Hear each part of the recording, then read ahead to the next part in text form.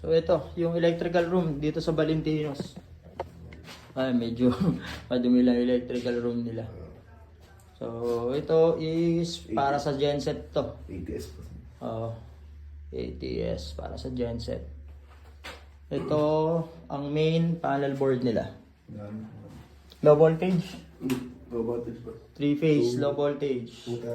May pumutok daw kasi na transformer dun sa labas. Kaya daw nagkaganyan yan. Tinamaan daw ng sanga, bumagsak. So ayan main panel board nila. And then ito sa genset din to. Hello, may ano, smart meter. 18.9 kilowatt hour. Yan.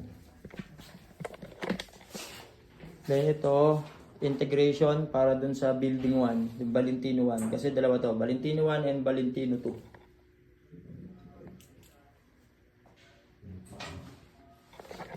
Tingnan natin kung ano yung mga appliances nila.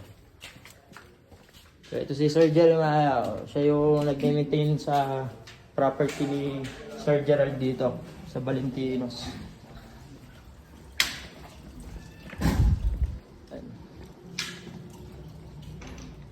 So ito yung mga equipment na ginagamit. May laundry.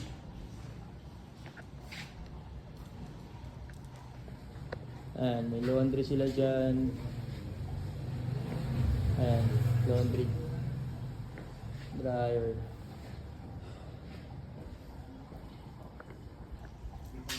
So ito yung main building. Taas. Hindi naman kasya sa elevator yung panel, ano? So dito kayo maghahatak. Dito sila maghahatak ng panel pataas sa taas sa rooftop. Mamaya kaya tayo dun sa bubong. Check natin. So ito siya. Ito yung sa labas. Ayan yung labas niya. Sa likod na to.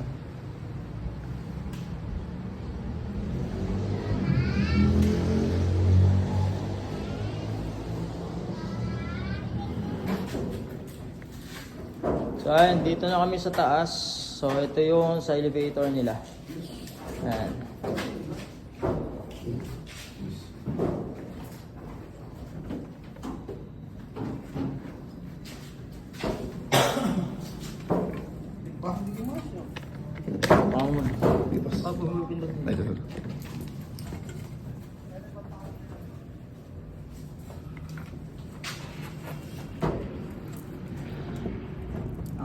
Dito.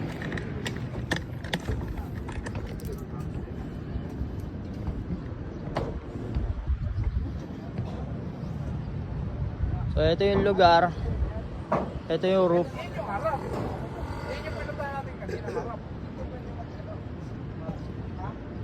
So, malawak siya. Mataas. So medyo alanganan din magpalipad ng drone. Mahangin. So medyo delikado. Kamalaglag yung drone saan mapunta.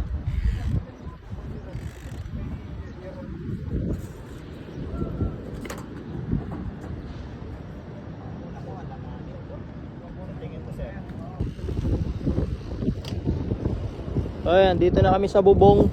Itong Valentinos, unang hotel property ni Sir Gerald.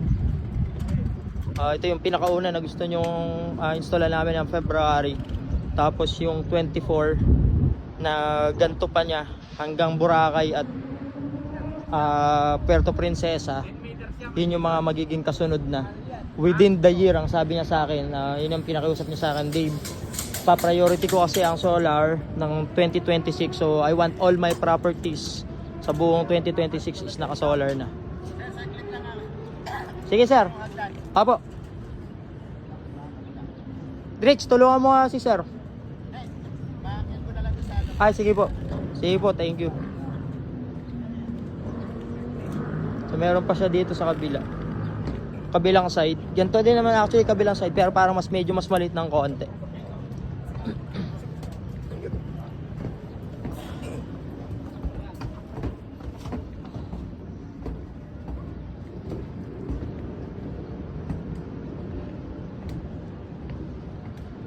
So ayan siya. So dito sa part na to, pwede pa din maglagay ng panel dito. O pwede tayo maglagay ng PB dito. So ayan.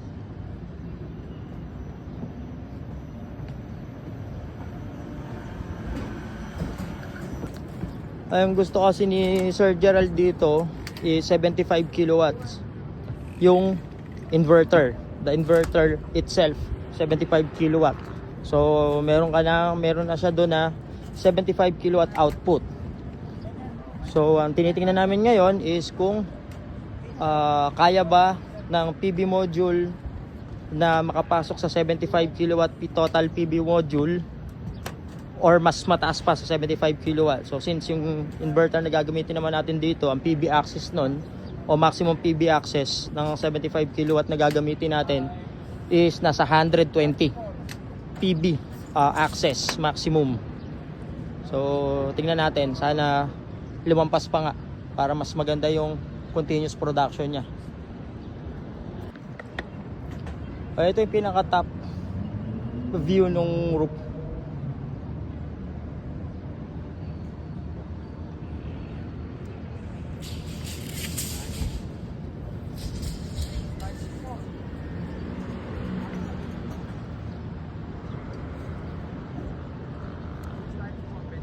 So actually mataas talaga siya.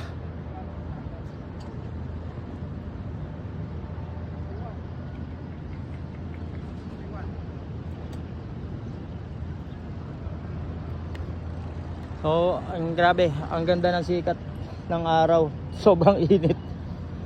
So dito, walang shading. Malayo naman yung mga building, so probably hindi magsha-shading. Kasi ang south nito is nandoon sa part na yon, nandito ang north. So walang magsha-shading.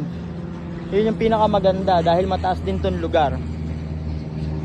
O yun lang ang kailangan namin i-finalize ngayon, ilang panels ang pwedeng ilagay dito sa part ng bubong na to, sa top view at saka doon sa may baba na yon, saka dito sa gilid. Ayun.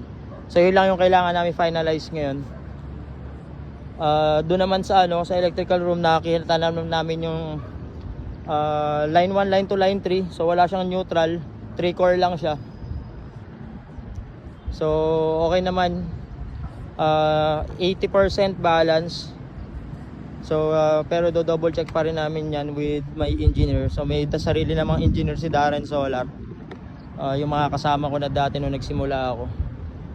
Shout out kay RJ at saka kay Mon, isang professional electrical engineer at saka isang registered electrical engineer. So sila yung naka-assign na pinagagawa ko dun sa warehouse project natin na 1.1 megawatt, which is natapos na nung December yung phase 1. Kasi hanggang phase 3 yun, dahil 1.1 megawatt siya, 300 kilowatts, 300 kilowatts, and then 500 kilowatts. So itong February, next week magmi-meeting kami with the client, same client lang yun, para dun sa phase 2, which is the second 300 kilowatts.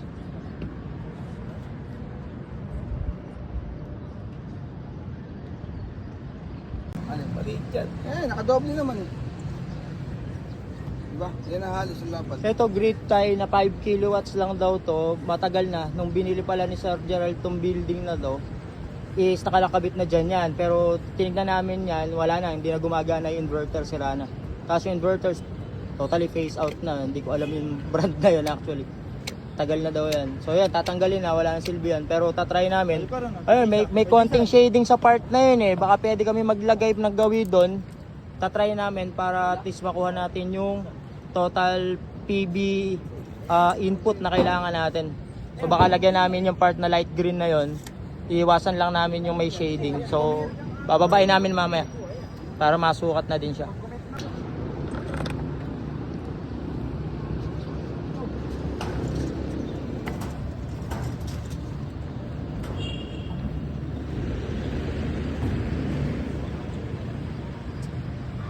So ito, pwede pa kami maglagay dito. Tingnan namin kung ilan ang kakasya dito. Malalaman natin.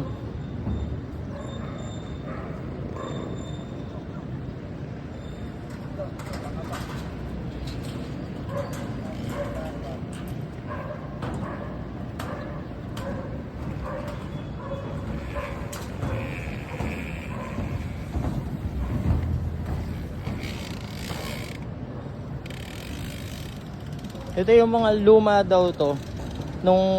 Kasi bali nabili nga lang ni Sir Gerald tong hotel na to. Ilan? Sa first owner, pinakabit na daw yan. Kaya lang hindi na gumagana. Matagal na totally hindi gumagana. Kasi wala na, defective na din yung mga panels. 21? O lahat? 21? Okay. Tatlo. Ilan ba kailangan pa?